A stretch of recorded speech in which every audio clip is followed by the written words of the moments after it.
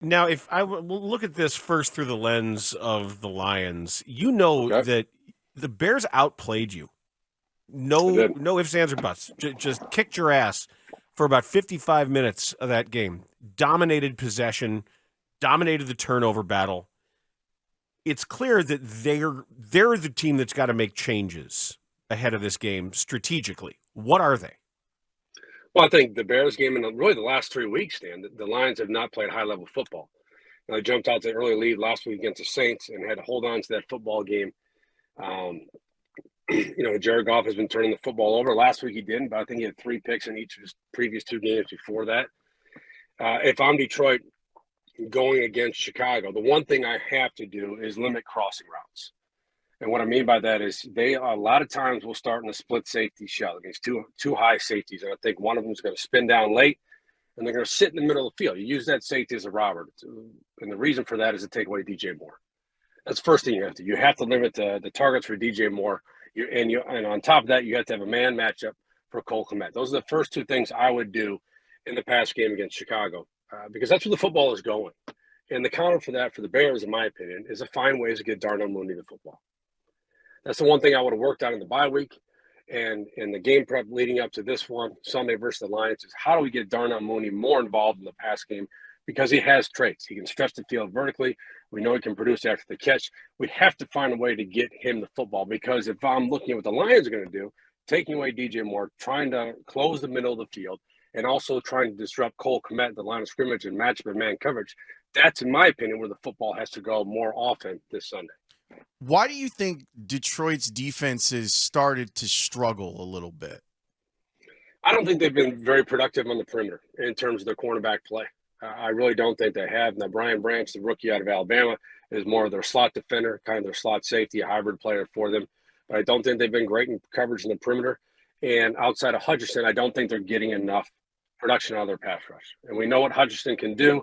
And it's not just sacks, it's pressure, just the ability to disrupt the pocket, make the quarterback move, reset his throwing window. They're not getting enough of that, in my opinion, consistently outside of Hutchinson.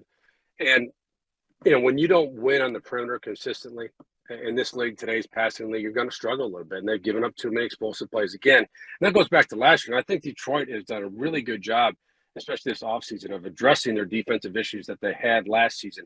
And they are better, but they're still building on that side of the football, in my opinion, compared to what they have offensively. I want to ask you about Hutchinson because I watch him, and even on plays where he doesn't necessarily affect the play, he never stops, ever, ever, ever. And you work with high school players. You always talk about high motor, and Sure. sometimes you can scout somebody who plays with a high motor. But it's always kind of driven me crazy to think about at that level. Why can't everyone? Is it Yeah. physical conditioning? Why can't everyone just play with their hair on fire like that all the time? Why is that some kind of special trait when you would think it would be the bare minimum of an NFL defender? That's a great point, Dan. You can have the same discussion with the kids I coach at the high school level. That is a willingness to do that. That's what that is, a willingness to be competitive throughout the entire play and to play so hard that you have to take someone out because they have nothing left, right? That's what everyone wants in a player, and it's hard to build that. You can't really – you can coach it. Now, you can coach a defensive identity, a defensive culture, especially a pass rush culture. I've been with coaches who have done that. But to do it consistently, like you're talking about with Aiden Hutchinson, and what does that allow him to do, Dan? That allows him to make plays late in the down. And those plays are important too. When a quarterback steps up, where he escapes pressure, when there's a run away and he tracks it down from the backside as a pursuit defender. Those are hard to do. That takes discipline. I've said before to you guys, discipline is very hard. That's what it is. Discipline is hard. It's hard to do that consistently as a football player for 4 quarters, and especially in the National Football League when you have an 18-week season now. When you are tired, when you are beat up in the second half of the season, like every single one of these players is right now, for Hudson to continue to do that speaks volumes what type of desire he has, what type of willingness he has, and also what he is as a football player. Now you're seeing, remember there was a discussion about Hutchinson in the draft process that can he be consistently productive edge rusher. Well, you're seeing now what Dan Campbell really wants in his football players, and that's it on the defensive side of the ball. That's what he wants because that creates disruption.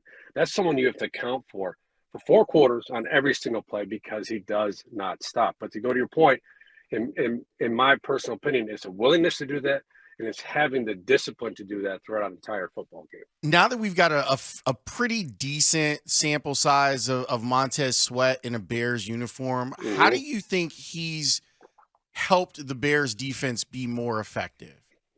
I think a couple things. I think one, they can start to play a little bit more man coverage now. We know they're a zone-heavy football team. Cover 2 is not going away. Neither is cover 3. But they can play a little bit more man coverage. So I think he can disrupt the pocket consistently enough where you have to force the ball to come out with a little bit more speed. Also, I think you're seeing now more schemed fronts. Matt Eberflus, what he's doing with his defense right now, more schemed fronts where you have loaded fronts of linebackers mugged up to the line of scrimmage.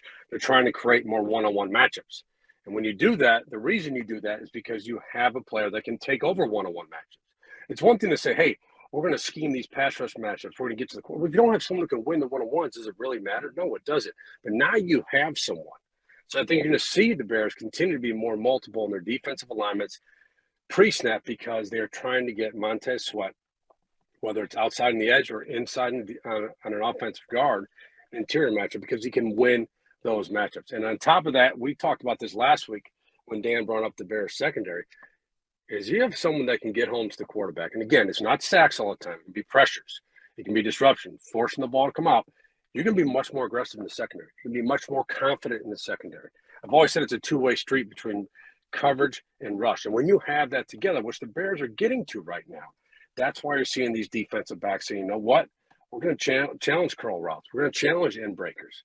We're going to go after you because our pass rusher can get home. I haven't watched the film like you have, but when you talk about scheming up some of these matchups and angles, there were a couple of plays where it looked like, however it ended up, Montez Sweat was on the outside shoulder of the weak side guard. And I'm thinking, wait, he's playing 3 technique. Like it wasn't necessarily an original alignment that way, but by the time they got to the point of attack, he was functioning as a 3 technique. I would scheme more of that. Yeah, and one of the reasons you do that, Dan, is that offensive guards are not used to playing in space like an offensive tackle, correct? They are protected on both sides. So when you take Montez Sweat and you align him, let's say you're talking about a 3 technique. Let's say you align him to start in a 5, which is the outside shade of the tackle, and you slant him inside. Well, he has more build-up speed, and now he's got more room to work. And now you're putting that offensive guard in a compromised position where he has to cover more space. I remember the Super Bowl a couple years back, Rams and the Bengals. You remember Von Miller took over that game because Von Miller, they created those interior matchups with him from wide alignments. And now they're putting a guard in, again, a conflict situation where Von Miller has more space to work against a player who's not used to playing in space. And that's what the Bears can do more of, to your point, with Montez Sweat. I've loved what I've seen from TJ Edwards over the last few weeks. He's one of the, I think he is still leading the league in tackles right now. But early on, it didn't look great. Like he was getting caught in coverages and stuff. Sure. Over the last 5 weeks, he's been as impressive as anybody on that defense, in my opinion. What have you seen? I agree. Both in coverage. And we know he can play downhill. He's got pursuit speed, can work over the top. The tackle in the run game. He's got enough second-level range to play, perimeter run schemes, but also what he's done in coverage. I go back to the play he made the Monday night game against Minnesota when he was flexed outside in coverage, then motion a running back across, fake jet sweep, and then throw it to the running back. You know how long that is to travel? That's like almost 53 yards across the field.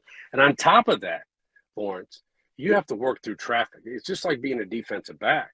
Play at a different level pre-snap, work over a bubble over the traffic, create a downhill positive angle, and tackle in space on the 3rd down. I thought that was a big-time football play. It didn't get thrown into the highlights as much because it was just a tackle on 3rd down. But if you really study the tape and watch how someone plays, alignment, assignment, responsibility, plus the tackle, making a solo tackle in the open field on 3rd down, that's how you start winning football games. And that's what the Bears are doing defensively right now. They're making plays in the key game situations to win football games, and they're doing that much more consistently now, in addition to what they're doing and taking the football away, and Edwards is a big part of that. If I'm Jared Goff, and Amon-Ra St. Brown or whoever is Jameson Williams, and you're going to see Jalen Johnson. When you know how hungry this guy is to make up for these dropped pick sixes, Sure. I know you really have to trust your offensive line. The offensive line's pretty good, but isn't he just ripe for a double move? You know he wants it so bad, and you know he's going to jump one of those quick outs like a sluggo or just something where you're like, not this time. Well, yeah, that's one player I would go after because Jalen Johnson, in addition to what he's trying to do and create more on-the-ball production, if you go back even to his college tape, he's an aggressive cover corner. That's what he is. He wants to challenge wide receivers. So in this situation, you test his eye discipline, you test his technique, and you do it early in the football game. I wouldn't wait on that. Because you always go into games and say, we're going to do this, this, and this. And then, game flow takes over. And sometimes you cannot control game flow, obviously, and you don't get to the plays you really want to. So if I'm an offensive play caller for the Lions this week, that's at the top of the call sheet early in the first quarter. Let's take a shot. And who are we going to target? Let's play the Bears when they're in their man coverage tendencies, and that's where we're going to take the double move down the field. And I'd like to see it, if I'm the Lions, with Jameson Williams. There's nothing against Amon-Ra St. Brown. He's one of the most consistent players right now in this league at catching the football and getting open. But if you're talking about true vertical stretchability, that would be Jameson Williams.